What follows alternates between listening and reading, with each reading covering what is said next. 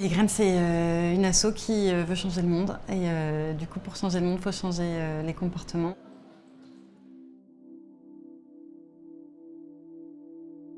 On va à la rencontre des citoyens et on échange sur les thématiques qui nous concernent tous, qui peuvent être l'alimentation, les déchets, l'environnement.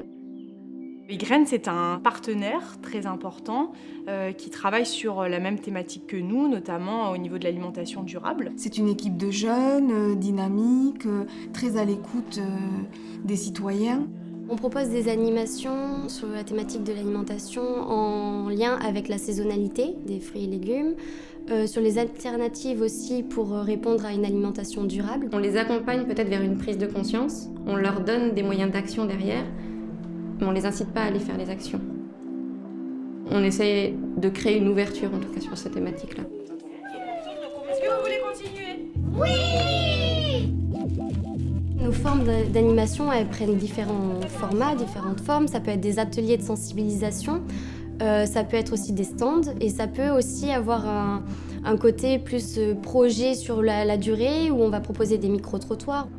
Est-ce que vous pouvez nous dire d'où provient votre nourriture ? À quoi te fait penser l'expression alimentation respectueuse ? Et quand vous fermez les yeux, j'ai besoin que vous me disiez ce que vous voyez en entendant le mot manger.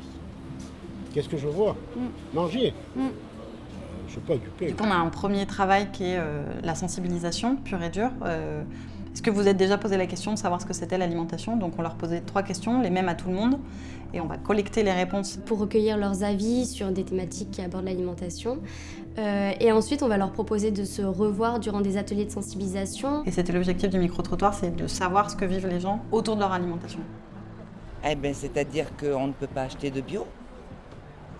Financièrement. La problématique, elle est financière. Mais la problématique, elle est financière. Est-ce qu'il faut être riche pour bien manger ? C'est une question qui fait beaucoup débat. Alors déjà derrière le mot riche, on peut y mettre beaucoup de choses.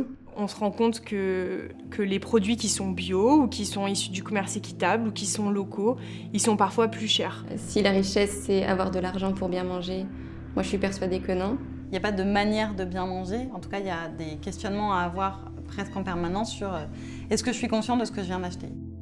Il y a plein d'alternatives possibles, par exemple les épiceries solidaires, les achats groupés, on peut parler de l'association VRAC.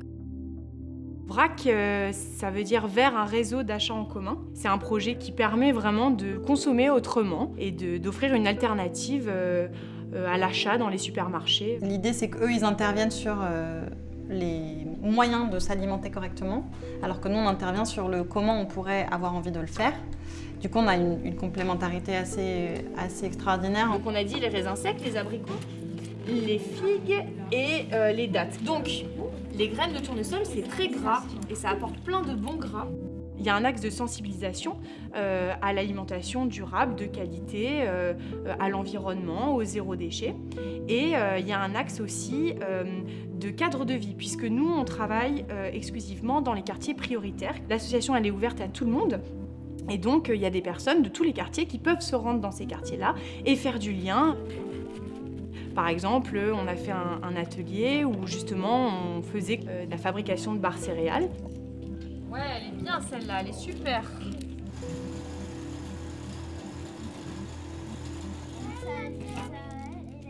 C'est très important d'avoir le choix de sa consommation par rapport à l'image de soi. Vous allez choisir, parce que maintenant que je vous ai tout expliqué, vous allez être capable de choisir ce qui vous fait envie. On va sensibiliser les gens, on va leur montrer les constats, l'impact de notre alimentation et en fonction de ça, on va leur proposer des alternatives. Et en fait, là, on va leur demander de se poser un défi. Il y en a eu une dizaine, je crois, des défis qui se sont posés à ce moment-là, dont celui, je vais faire un lombricomposteur, je vais le faire moi-même et je vais le mettre en marche. Donc l'intérêt du lombricomposteur, c'est mettre une petite boîte dans laquelle on apporte les déchets alimentaires, dans cette boîte, les vers de terre du sol travaillent très activement et vont permettre d'amener ainsi tous les éléments nutritifs dont les légumes ont besoin pour pousser. Du coup, j'ai fait des entretiens téléphoniques et j'ai eu 4 réponses avec une grille de questions sur comment ça s'est passé depuis la dernière fois qu'on s'est vu jusqu'à maintenant. Puis ensuite, j'ai pris la photo et j'ai envoyé à Ygraine en leur disant défi relevé. Pour l'avenir et pour les jeunes, oui, je suis optimiste.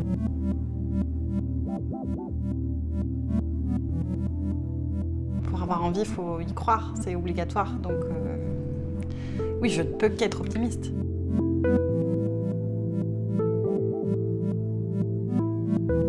Je pense que les choses sont capables de changer et d'évoluer et surtout que les jeunes sont très sensibilisés et prennent vraiment conscience de tout ça.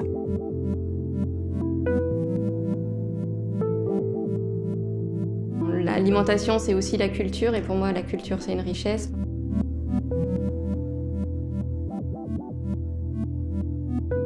Notre but, donc, c'est de toucher différents publics, de leur donner des billes pour agir et puis de leur donner cette envie de peut-être se regrouper entre eux et pouvoir monter un projet entre eux qui soit plus durable et sur le long terme.